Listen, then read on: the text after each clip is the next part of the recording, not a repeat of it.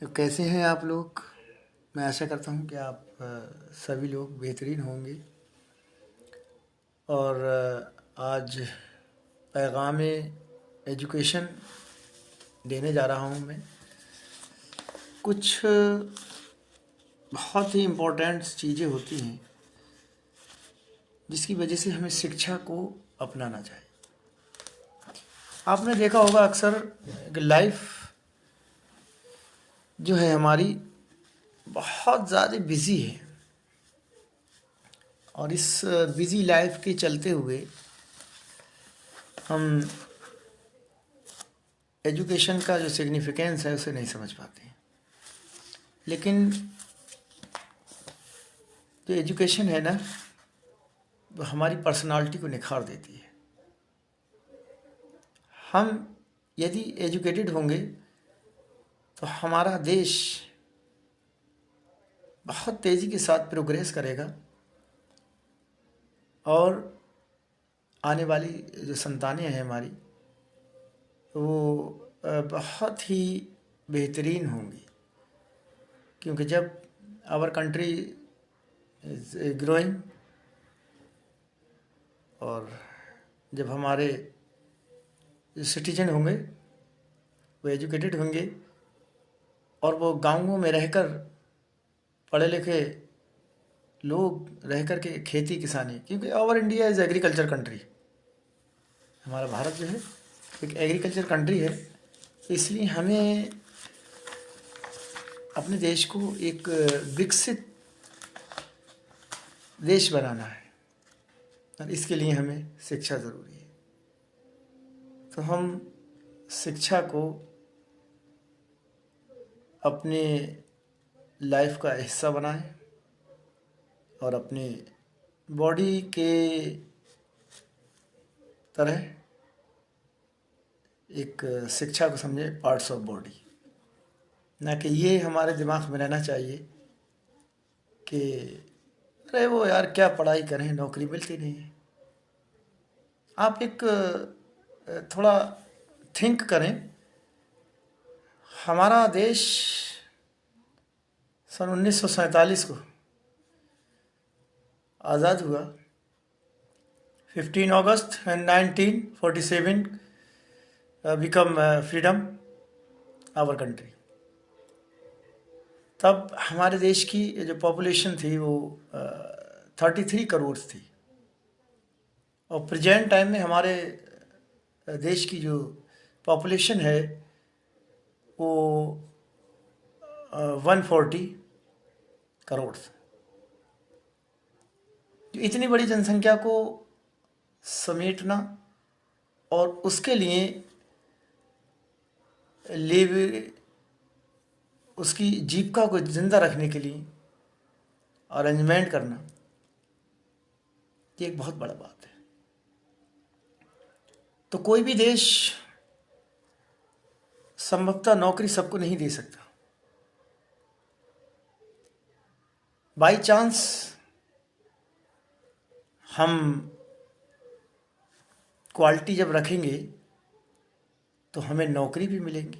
लेकिन एक एम हमारा ये नहीं होना चाहिए कि हम शिक्षा को जो एक्सेप्ट कर रहे हैं वो केवल नौकरी के ऊपर हो, ये नहीं होना चाहिए।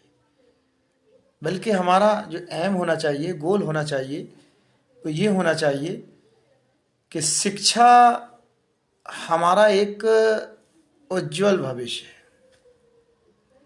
शिक्षा से हमारे आत्मा सही, हमारा ब्रेन सही, उसमें जो है क्लीनेस आएगी। हम बहुत समर जाएंगे। हमारी जो पर्सनालिटी होगी वो एकदम स्वर्ण जैसी हो जाएगी। ये शिक्षा के उद्देश्य। तो मेरा यही उद्देश्य है कि हमें अपने आने वाली पीढ़ियों को शिक्षित करना होगा, अगर हम देश को विकसित बनाना चाहते हैं अपने।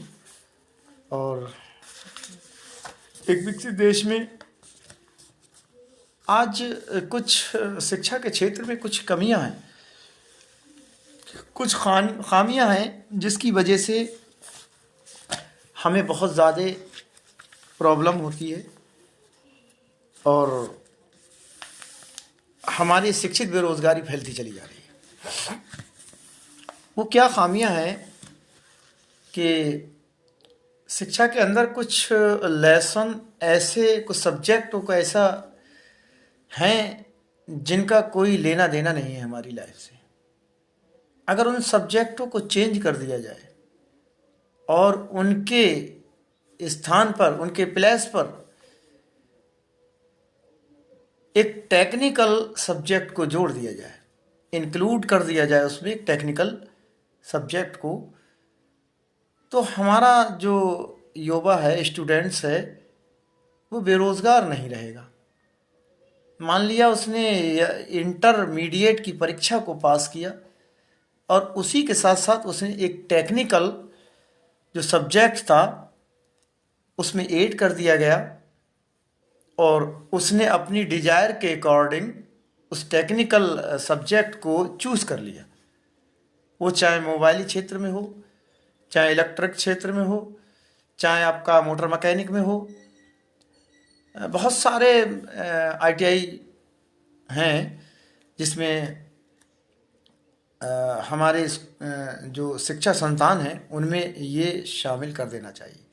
तो उसमें क्या होता है, बच्चे का टाइम बचेगा और उससे एक स्किल पैदा होगी जो पढ़ाई करने के बाद वो उसी कार्य को अपने करने का, और क्योंकि ट्रेनिंग शुदा होगा, पढ़ाई करे हुए होगा उसका, तो वो उसी काम को लेके बैठ जाएगा। तो उससे हमें एक अंदर जो हमारे ये एक आशा ये रहती है कि हम पढ़ने के बाद बेरोज़गार हो जाते हैं, हुनर नहीं सीख पाते, तो उसका उसी टाइम में वो हुनर भी आ जाएगा और अपनी वो कहीं पे भी रोज़गार लेके बैठ जाएगा। जैसे आज चाइना के अंदर आपने देखा है, वहाँ अगर जितना भी यूथ वर्ग है वो बेरोज़गार नहीं होता है, एकदम अपने वो जो भी एजुकेशन उसने प्राप्त करी और एकदम अपने लेके बैठ जाता है। तो ये शिक्षा में थोड़ा इम्प्रूवमेंट करना होगा हमारी गवर्नमेंट को, इस तरफ थोड़ा ध्यान आकर्षित करना होगा सरकार को, ताकि आने वाली पीढ़ी हमें परेशानी ना हो, हमें औद्योगिक क्षेत्र मिल सके और एवरी स्टूडेंट्स स्किलफुल हो सके। तो यही मैं एक आपको शिक्षा से रिलेटिव देना चाहता था आज, क्योंकि और आप लोग अपना ख्याल रखें, शिक्षा को समझते हुए अहमियत, क्योंकि हमारा जो लाइफ है ना,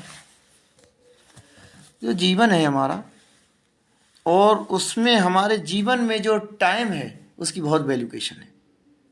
कहते हैं time is very important in our life, time is very important in our life, क्योंकि ज़िंदगी में टाइम दोबारा नहीं मिल सकता। धन दौलत सब कमा लोगे लेकिन टाइम दोबारा नहीं आ सकता। इसलिए अपना टाइम को वेस्ट ना करें और अच्छे से अच्छे नंबर लाने की कोशिश करें और अच्छे से पढ़ाई करें। अभी मौका है, 2 महीने हैं आपकी पढ़ाई में, क्योंकि समय का पालन ना करने वाले कभी भी सफल नहीं हो सकते हैं। One who does not follow time is never successful. Understand? The time that has past never comes back. तो समय जब गुजर जाता है तो बैक नहीं आता है। It is always beneficial to go with time, और इसीलिए हमें समय के साथ चलना सदैव लाभदायक होता है।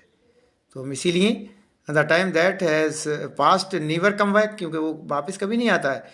तो इसीलिए हमें चाहिए कि हम it is always beneficial to the go with time, उसके समय के साथ साथ चलें, और इसी में हमारा फ़ायदा होता है, क्योंकि वो वापस नहीं आता है। Every moment of time is very valuable for student. तो प्रत्येक क्षण विद्यार्थी के लिए बहुत बड़ा मूल्यवान होता है।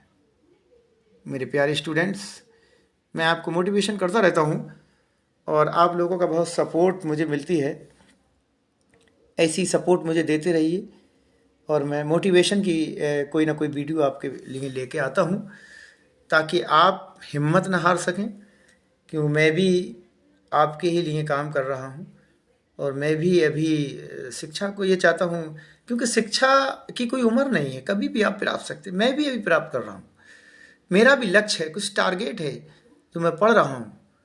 तो जब तो इसीलिए हम कहते हैं कि every moment of time is very valuable for students.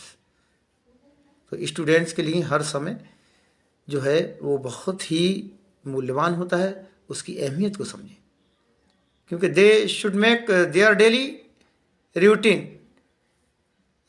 In the time, यानी कि bond manner. A person who follows time never fail in life. और समय का पालन करने वाला व्यक्ति जीवन में कभी असफल नहीं हो सकता। तो a person who follows time, एक ऐसा व्यक्ति जो हमेशा समय को फॉलो करता है, उसको एक अपने जीवन में उसका महत्व समझता है, नेवर फेल इन लाइफ, वो जीवन में कभी सफल नहीं हो सकता। ये रियल है। तो यही बात मैं कहना चाहता था। और ठीक है, तो मिलते हैं एक अगली वीडियो में, आपका साथ रहा तो। और तब तक के लिए हम आपसे इजाज़त लेते हैं और शब खैर। आप अपना ख्याल रखें और आप अच्छे से अच्छी तरक्की करें। और आपको अगर ये पसंद आया हो मेरा मोटिवेशन, तो इसको शेयर कर दें और अपने यार दोस्तों में इसे फॉलो कर लें। और आप ज़्यादा से ज़्यादा लाइक का बटन दबाएं। ठीक है, फिर मिलते हैं, जब तक के लिए शुक्रिया आपसे।